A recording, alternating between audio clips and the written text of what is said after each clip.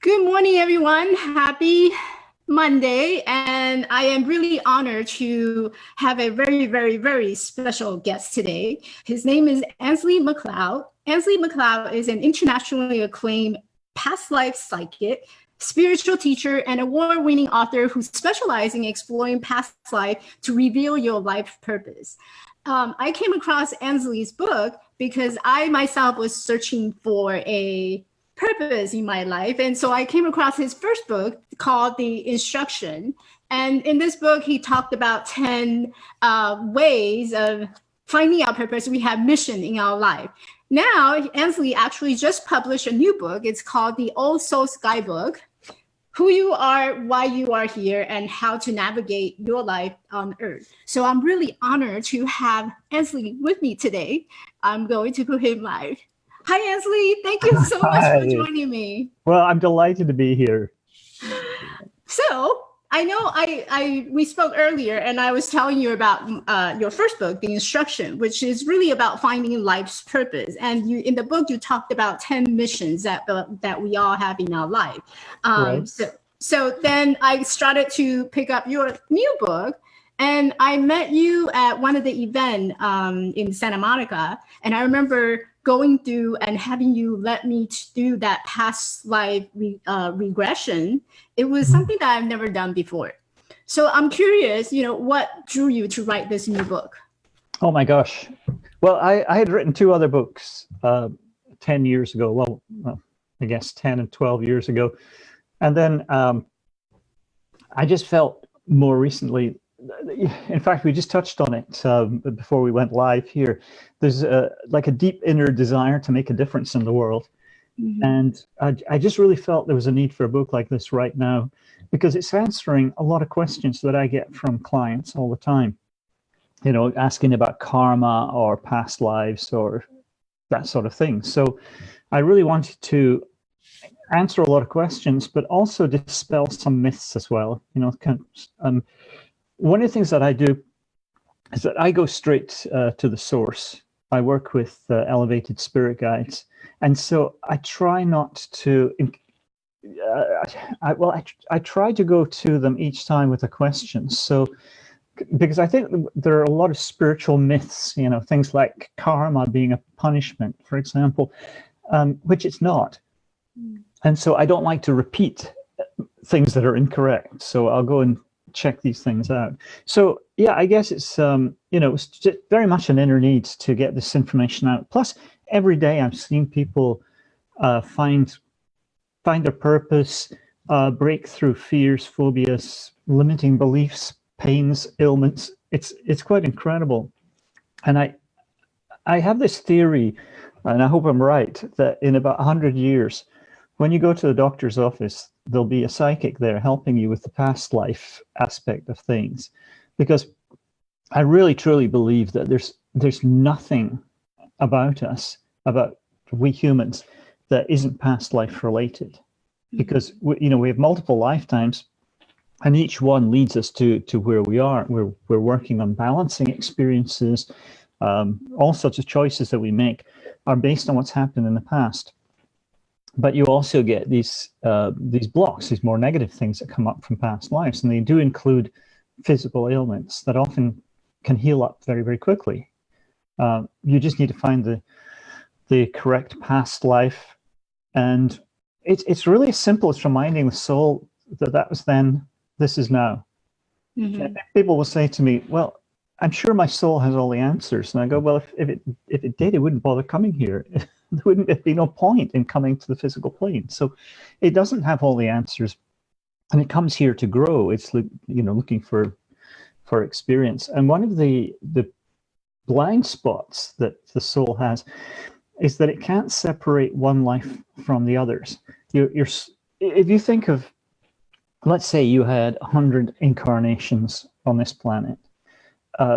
Well, that's, you dying at the end of a life, and the body dies, the conscious mind goes, but the soul continues. So this is life number one for your soul. It's and it can't separate what happened sometimes 200 years ago from what's happening now. So if it gets reminded of a trigger, it will respond. Sometimes overreacting, overcorrecting, that sort of thing. Mm-hmm. And it's interesting because in your book, this is actually in your prologue, and you wrote that, if I may quote you, Mm-hmm. you said that your soul is on a journey with one overarching mission: to truly understand all there is to know about being human. You learned about justice, compassion through suffering and hardship, and taught younger, less experienced souls powerful lessons that you embody from the firsthand knowledge. Your soul saw every experience, however harsh, as an opportunity for growth. You love and lost, but in doing so, learning the importance of love, you killed and were killed, and that taught you to value the sanctity of life. And then in the couple of paragraphs down, you wrote, everything you are, your personality, your beliefs, your aspiration, your talents, your fear, is entirely the result of your soul's many lifetimes experience. Right. So I'm curious if life is, I know I'm diverging a little bit from that question. I'm curious if life is such a karma, as we most commonly phrase it, because we think about reincarnation. Each time we're coming to this lifetime, it's a reincarnation from what is past. Right. And I think I remember asking you this question too when I was doing my regression with you. I said, well, is there ever an end to this? An end to your incarnations? Mm-hmm. Oh, yeah. Right. Yeah, most of us, if we're very, very old souls, we've probably been here for, back and forth between the astral plane and here on Earth for maybe something like 5, 6, 7,000 years. So there is an end. There's a point at which your soul will feel, okay, I think we've got enough here. I always say that the goal is not perfection, otherwise we'd never get out of here. You have to be kind of, just at a point where you've embodied the major lessons that you're here to learn. And, they're some of the biggest lessons, like love, peace, truth, and so on. Yeah. And there'll be a point at which the soul goes, okay, I think we've got it, and we've resolved enough. We're good to go. And then you can leave the physical plane for the last time. And where do you think we go? Well, my understanding is that we initially go to the astral plane, which is the dimension we go to between lives. And that's where we process what we've experienced in one life and start preparing for the next. Mm-hmm. We go there, we work as a spirit guide. We then move to other dimensions. It's all kind of wild, esoteric stuff, but pretty cool. But that's it. It's almost like you come in from the universe, say 6,000 years ago, have all these lives, all these amazing experiences, and then you go, okay, I'm good, and now I can help other people, other souls on the journey. Yeah. One of the words that keep coming up, and also in your book, is the spirit guide. Does everybody have a spirit guide, and how can someone learn to work with them? Everybody has spirit guides. And I'm very fond of saying, that no one is cast adrift without them. We all have them.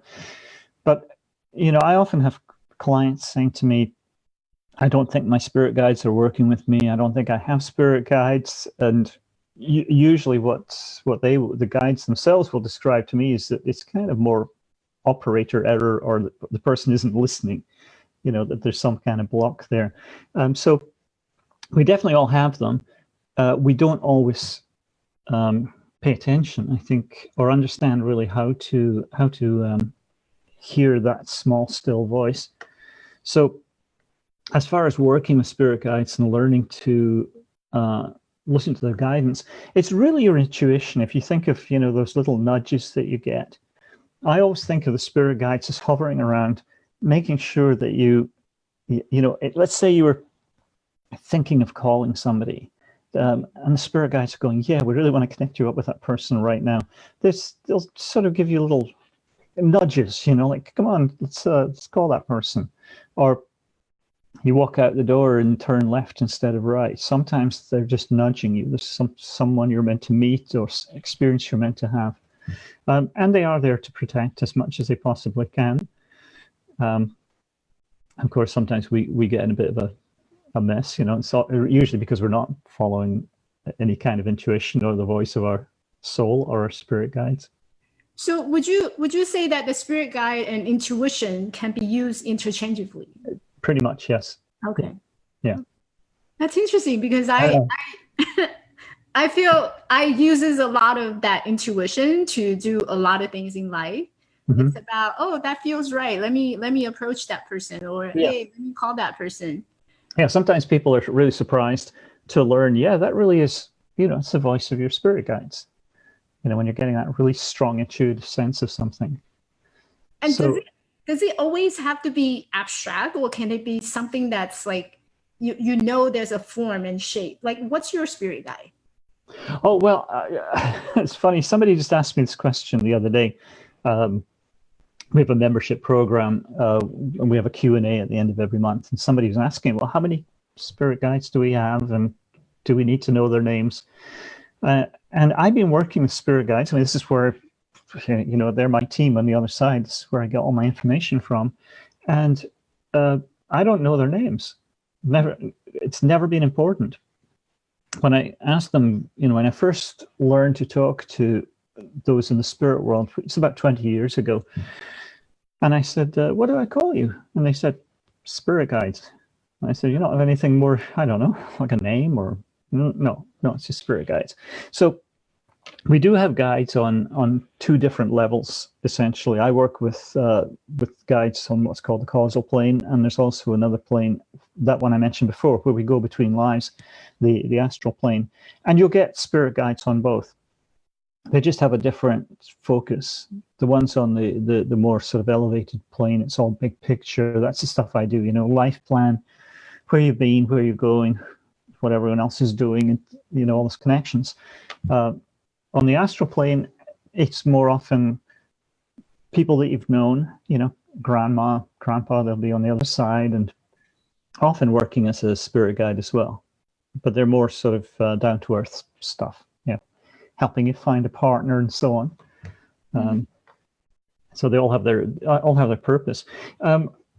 It's nice to have a name if you want to know, or get a sense of how many there are, but it's fluid, and they're moving around. It depends on what the need is. So, you might really need spirit guides to help you with work or college or something, and you'll get appropriate guides for that task. Mm-hmm.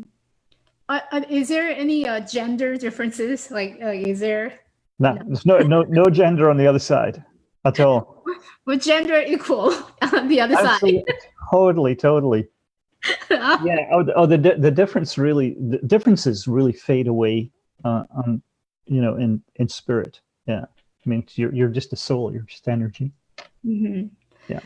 And my next question is, we kind of touched upon this earlier about, we're here for a life purpose. And so when you think about it, if we are here in this life and have a plan, a life purpose in this plan, and which you really talked about deeply in your book, why is it so hard for people to remember what their purpose is? And hence, so many people are looking on a mission to find their life purpose. Why is it hard to remember?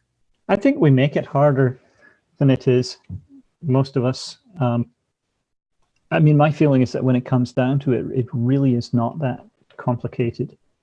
The first thing that I always say, and this is why I talk about it in both books you were showing there, I look at the personality you chose for this life, your soul type. There's 10 soul types, because who you are is why you're here. And if you really understand the personality that you chose, then it speaks volumes about the kind of experience that you want. For example, you're a spiritualist type, and that's old souls will choose that. You've had many lifetimes as a healer, contemplative, and so on. Kind of spiritual healer kind of world. your soul will choose to be that person in this life, choose that as an aspect of your personality, because it wants to help others. It wants to make sure that you're making a difference in this world. And as the spirit guides told me before we connected today, that you're really here to transform the world. You got your soul is going, okay, we really need to make a difference. And it's a sign of being a very old soul. You don't have a lot of time ahead. This may be one of your last lives. So you want to make sure it counts.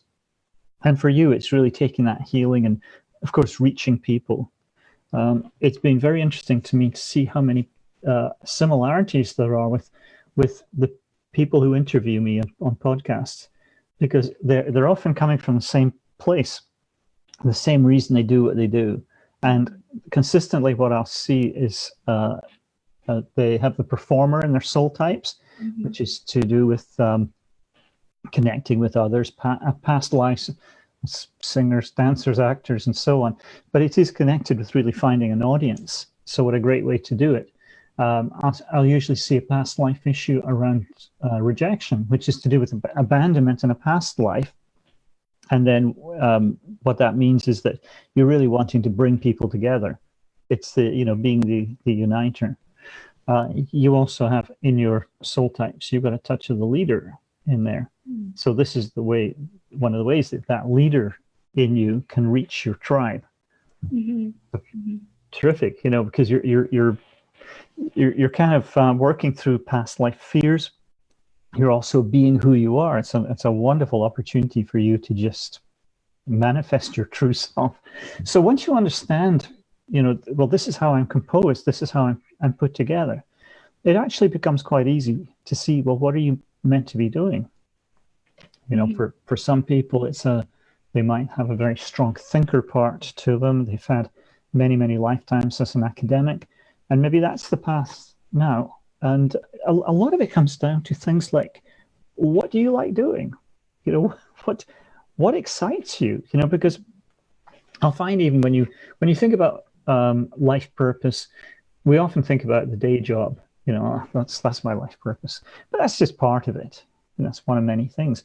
And for a lot of people, for a lot of souls, they want to come here and, like I say, make a difference. And that is so often related to your own personal experience or the soul's own experience of past lives. So I'll often see if somebody has had a past life, maybe as, let's say they were an abandoned child, then you'll find they're really, really motivated to help orphans in this life. There'll be a kind of like for like. And often if you just look at where you get fired up, what triggers you, that can often tell you what can be very useful for you to work on or learn in this life. So, for example, let's say that there's been sexual violence in a past life. Then in this life, you might be very, very triggered by stories, like if it's in a newspaper, on TV or a movie. And that triggering, that reaction, it's a way of saying, well, maybe we should be doing something to help people. We've been the victim of this in a past life. What would we have wanted back then? And the answer, of course, is you'd want somebody to help you. So maybe there's a way to help, victims of sexual abuse, sexual violence in this life. And that's karma. And that's the balancing of one life with the next. And so once we recognize what is our life path, so we recognize there's a repetition of things that keep happening, and perhaps it's a lesson. But how do we get to the point where we're actually putting it to influence it in the way that we want the direction to go? So in other words, if I know that there's certain adversity I need to come over, or certain challenge I need to come over, how do I navigate so that I know I am on the right path? It's a big part of that is really tuning in, kind of what feels right. What feels good. Deep down, we know our purpose. The soul comes in knowing its life plan and knowing what's consistent with that life plan. So this is where things like meditation are so important. so that it's in those quiet moments that you can really kind of go inside, go within, and kind of find these answers. But they're not complicated. It's like it really, again, it just comes down to things like your emotions. What fires you up, what excites you, what do you really not like doing. I can tell you an awful lot about it. And there's many aspects to this. I mean, one thing that I love, and I talk about this in the new book, is the choice of parents. I mean, people are very surprised sometimes when I tell them that we choose our parents and they choose us. And the usual reaction is, what the heck? What was I thinking?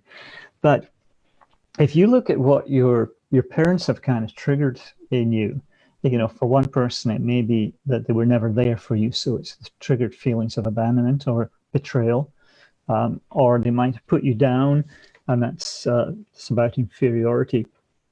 Once you look at that, the effect of the parents, I can tell you an awful lot about what you're here to work through. One very significant thing is that the soul has no self-pity.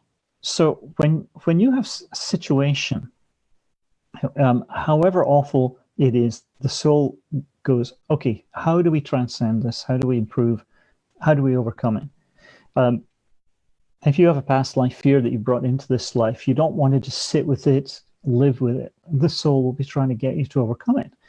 It's one of the weird reasons why so many people have a fear of public speaking. I used to have a huge one myself. Yeah. And I overcame it. Yeah, I overcame it with doing past life work. I had to find a past life, where I was judged and executed. That was causing this fear of getting up in front of people. And it's usually the same kind of thing. But it's amazing how many people who have that fear find themselves in jobs where, oh my God, I have to give a presentation. Who'd have thought? Well, actually, it's no surprise, because the soul's going, how can we maneuver things so that we have to face the fear? It's like bungee jumpers. I always talk about people who bungee jump generally have a fear of heights. And that's where the excitement comes from. If you don't have a fear of heights, then why jump off a bridge? It's like, there's no point. But if you do have the fear, the soul is kind of going, okay, go on, because we need to conquer this. And so we're trying to do that bungee thing with everything in our lives. Yeah. All the time. The soul's kind of on a mission to improve all the time and always heal from the past. And that's, because everything is about growth, from life number one to life whatever. We usually finish up about maybe 120 lifetimes in, we're done. And all that time, you're taking these experiences and processing them and growing. And that's actually why there's a big difference between young souls and old souls. Young souls just haven't embodied the major lessons. So you find that generally very old souls are less belligerent, for example. Okay, obviously you look around the world and the place it's far from perfect. You got wars and so on. And unfortunately, there's a lot of young souls, young inexperienced souls, who are not intrinsically bad or anything, but they just haven't learned that violence solves nothing, that we're here to really work together. It's one of the major lessons about cooperation. Yeah. And instead, what we have is a world with all these artificial divisions, borders, everything. It's just, all designed to sort of keep us apart instead of connecting us. It breaks an old soul's heart. Oh, totally. And Ainslie's book, it's titled The Old Soul's Guidebook, Who You Are, Why You're Here, and How to Navigate Life on Earth.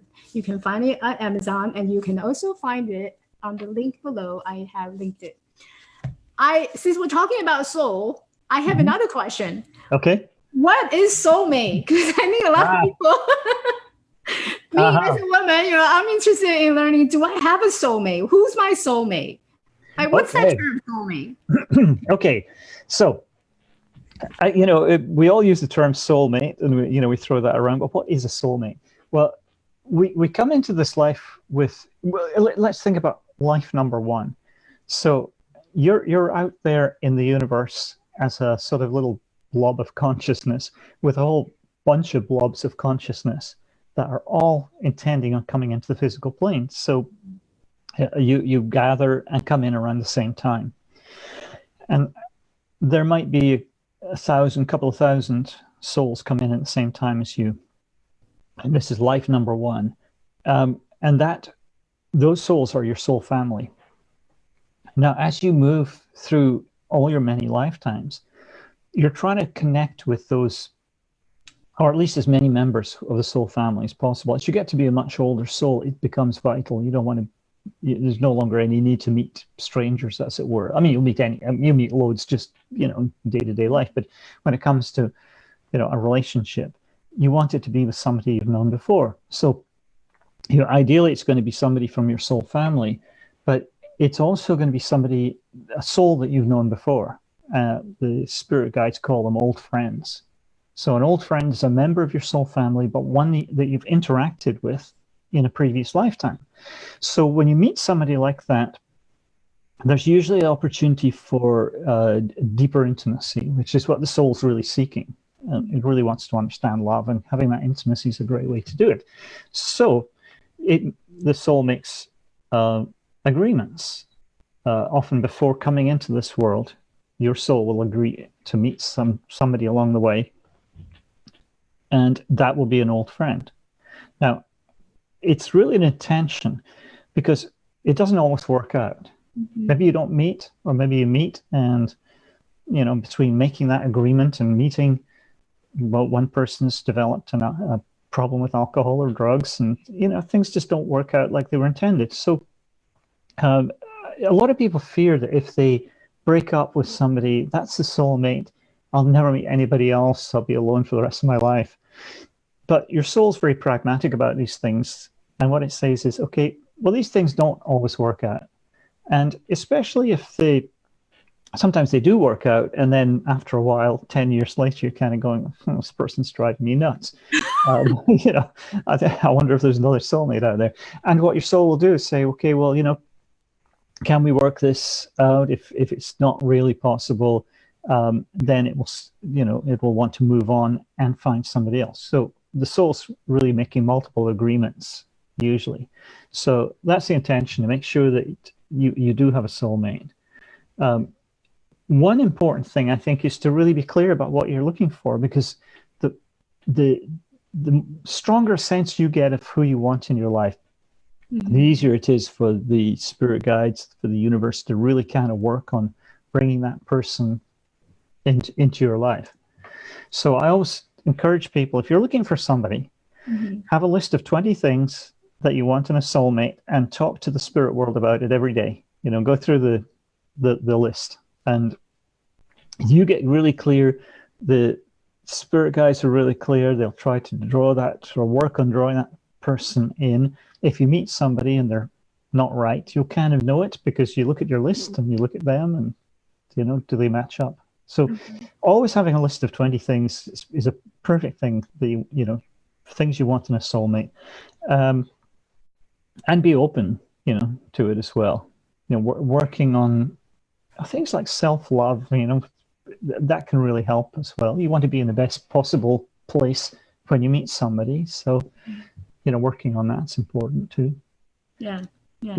I love the 20 lists of things to look for soulmate. Does the soulmate ever turns out to be the opposite sex, maybe opposite gender? Because we can list 20 characteristics that we love to meet in a person, but a lot of time it may not lead to intimacy. There was somebody I was working with years ago. I mentioned this in my first book, The Instruction, that she got into a brief bad relationship, and so we spoke about having this 20-point list and bringing somebody in, and she actually called me a few months later and said, I've met someone. And I said, is it a perfect 20? And she said, no, 19. And I said, what's missing? And she said, a penis. So so maybe if that's important, you put it on your list as well. So, but of course, again, there's no there's no gender on the other side, and and like that sort of thing can be fluid, So, I mean, my client was very surprised that she hadn't thought she was lesbian, but met somebody who was a soulmate, and that connection was so strong. They had to get together. So, it's there is another thing. I mean, it's about really kind of being available, being sort of emotionally available. A lot of people push away relationships, and this is a past life thing, and this is to do with rejection, the past life fear around abandonment. Is that often what a person will do is choose a relationship that's fatally flawed, so they don't have to. It's actually a sort of cop out. It's a way of getting it, and not consciously done, but it's essentially, well, if I choose somebody who's kind of, for instance, never going to work out, I don't have to deal with all the stuff that comes with the relationship.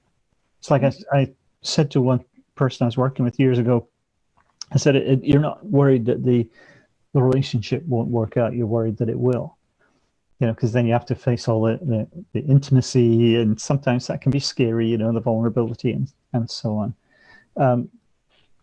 But, where were we? We were on soulmate. I think that oh my God! I tell you, this is early. This is early for me. Yeah. That's okay. And I know you work one-on-one with clients. Yeah. Do you have any advice for those who's watching or watching a replay who like to go deeper in the field of, experiencing the past life and understanding what their life purpose? What would you recommend? Well, I certainly recommend working with me. I mean, what I do is, we talked about past life regression, but when I'm working with somebody, I don't regress them. I just tell them what's happened, because I'm picking up stuff all the time, so I can pick up a past life in a minute or less, and with all the important details. So it's a quicker way than doing it with a regression. And so that, if you really want to understand that, working with me is, the ideal way. But I do have a very long waiting list. So fortunately, I have a membership program, the Soul World community. So soulworld.com is where to go to learn about that. And it's what I created was a community of old souls where you can come together, you can talk about these spiritual things. We have a class with a theme of the month. We got a monthly regression, past life regression. We have a monthly Q&A session. We have daily messages from the spirit guides. We have a forum where people can interact.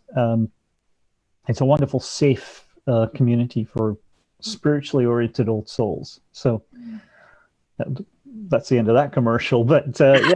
I'm going to have to come check out. And absolutely. Going to your event, it was just absolutely amazing. And then the energy that was in that room, and people coming together, and there's old soul, there's young souls. I think mostly old souls. Young souls aren't so drawn to this kind of work. I've never had a young soul client in all the years I've been doing this. They just they're not drawn to it. It's not their kind of thing. But they're still working through their experience. Yeah, those young souls are still working through their experience. And if you'd like to read more about these young souls and old souls, and how do you identify yourself as the old souls, then you should pick up Ainslie's new book. It's called The Old Souls Guidebook: Who You Are, Why You're Here, and How to Navigate Life on Earth by Ainslie MacLeod. I thoroughly recommend it. I highly recommended it. And if you haven't picked up the first book, I also recommend that you pick up the first book, The Instruction, Living the Life Your Soul Intended. That's my first book that I picked up when I was looking for my life purpose. So thank you so much, Ainslie. It's an honor. Well, it's been the honor's all mine. It's been an absolute pleasure. And thank you so much for having me on the show. And again, Ainslie's website, it's at soulsworld.com. Soulworld. Soulworld.com. Yeah. Yes, perfect. I will link it so that people can find you easily. Excellent. Have a great day. You too. Take care. Bye. Bye.